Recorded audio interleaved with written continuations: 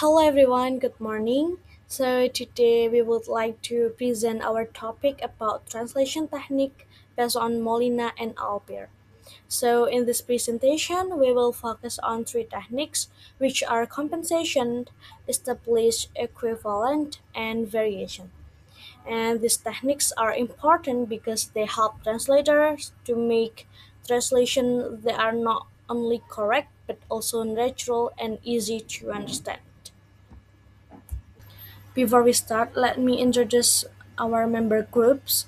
My name is Anindya Alfaizah with student number 055, and also my partners Reski Halda Hestusari with student number 040 and Sania Wulan Ardhita with student number 162, and also Azzam Muhammad Ulyan with student number 140, and Idhya Ros Kinasih with student number 192. Now let's move to the presentation. So before discussing the techniques, let's first understand what translation technique means. So translation technique is a way or strategy used by a translator to change a source text into a target text. And it focuses on how meaning is transferred from one language to another. And these techniques usually work on small parts of the text, such as words, phrases, or short sentences, and not the whole text. So, instead of translating everything word by word, a translator chooses the best technique to make the translation sounds natural and meaningful. Now let's move to the first technique, which is compensation. So, compensation is a technique where a source text element, information, or stylistic effect that cannot be translated in the same place is expressed in another place in the target text. So, compensation is used when a part of the source text cannot be translated directly in the same form or position, and this can happen because of differences in language structure, culture, or expression. So the translator move or express the meaning in another part of the sentence in the target language. And the main goal is to keep the same meaning or feeling even if the structure changes. Now let's move to the examples of compensation. The first example with the source text, dia tuh pinter banget loh. And the target text is, she's really very smart. So this example shows that the words to and lo are used to show emphasis and admiration. But in English, there are no exact words for to and lo. So the translator doesn't translate them directly but uses word really and very to show the same feeling. And word really gives emphasis and very makes the meaning stronger. So even though the words are different, the feeling is still the same. And for the second example, with the source text, aduh capek banget, and the target text is I'm so tired. And here the word adu shows emotion, like feeling very tired or a bit frustrated. But if we translate it directly into English, it may sound unnatural. So the translator removed the word adu and uses so tired to express the feeling. And the word so already shows strong emotion. So even without the word adu, the meaning and feeling are still clear. Okay, everyone, moving on to our compensation analysis. In our analysis, the translator could not copy the exact same style directly from the source text into the target text. This happens because some expression in intonation, such as lo or adu, carry emotional meaning, but they do not always have one direct equivalent in English. And because of that, the translator does not translate them word for word. Instead, the translator keeps the same feeling by using other expressions such as really or so in English version. So the main point here is that the form changes, but the effect stays the same. The translator still makes the sentence sound expressive, emotional, and natural for English readers. This shows that compensation is useful when the translator wants to get the same tone or feeling. even if it cannot appear in exactly the same place or form as in the original text. So for the next is recommendation. We will recommend this technique when a certain meaning or stylistic effect in the search text cannot be translated in the same position in the target text. So in this case, the translator can transfer the meaning of the text to another part of sentence. Basically, this technique is useful especially in literary translation, where the tone and style are important. However, it should be used carefully to make sure that the original meaning of the text is not changed. Okay, now moving on to the second technique is establish equivalent. From Molina and Alpier, they explain that this as a term or expression that is already accepted and recognized in the target language. In other words, the translator chooses a translation that people already know and commonly use, instead of creating a new or unusual version. So basically, this is the normal instead of creative version. And this technique is very important because not all translations should be literal. Sometimes a word or phrase already has a standard equivalent in another language, and using that standard form makes the translation sound more natural and easier to understand.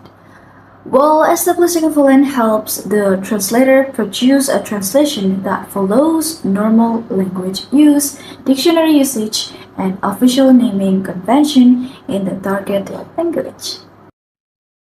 The examples for established equivalent, the first one, the source language is I will have made it. To the target language is aku pasti berhasil. The second example, the source language is Papua New Guinea. To the target language, Papua New Guinea, and spelled differently.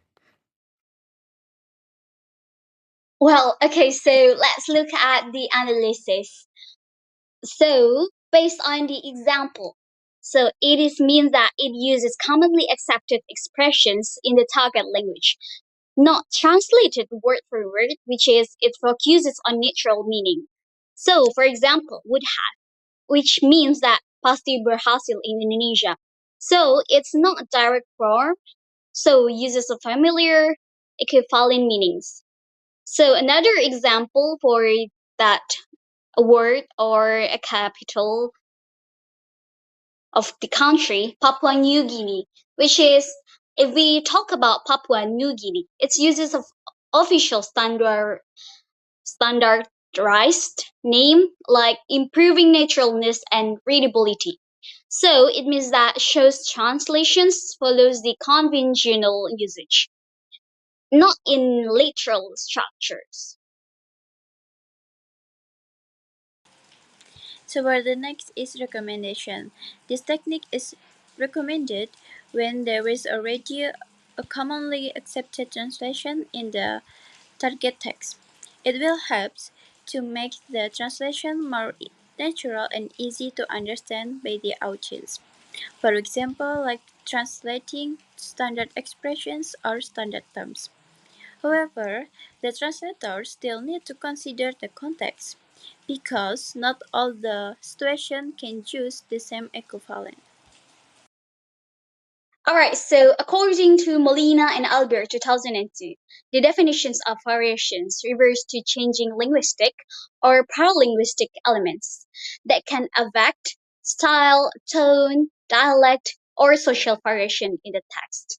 So it is including in variations there are three elements that are tone or style, dialect, or social variations.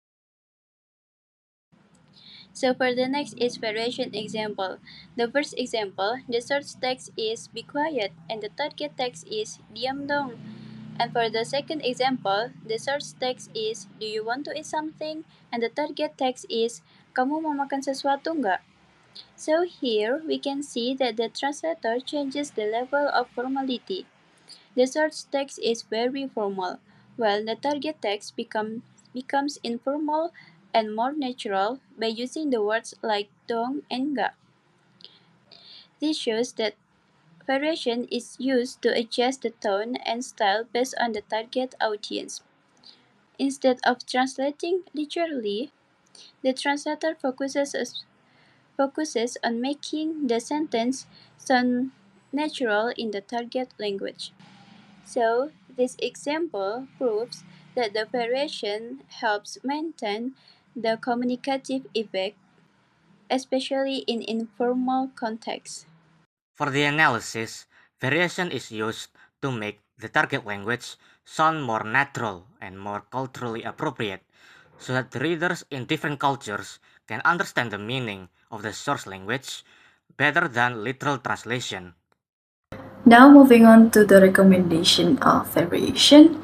Our recommendation is that variation is very effective for texts that need to sound natural, friendly, and suitable for a specific audience. For example, this technique is very useful in advertisement, social media posts, branding, and other audience-oriented texts. These kinds of texts are not only meant to give information but also to create connection and make readers feel comfortable. If the translator uses a literal translation, the result may sound a little awkward, stiff, or unnatural in the target language. However, by using variation, the translator can adjust the tone, the style, or wording so that it matches the culture and communication style of the target readers. So we believe that variation is a very strong choice when the goal of translation is not only accuracy but also naturalness and audience engagement. Okay, so to conclude today's video, we have discussed 3 translation techniques from Molina and Albir, which are compensation, established equivalent, and variation. From compensation, it helps to keep the same effect in another place. Established equivalent uses the standard accepted translation, and variation changes the style or tone to fit the audience. That's all from us. Thank you for listening to our presentation. If you have any questions, we're happy to answer them. Bye everyone. We'll see you when we see you.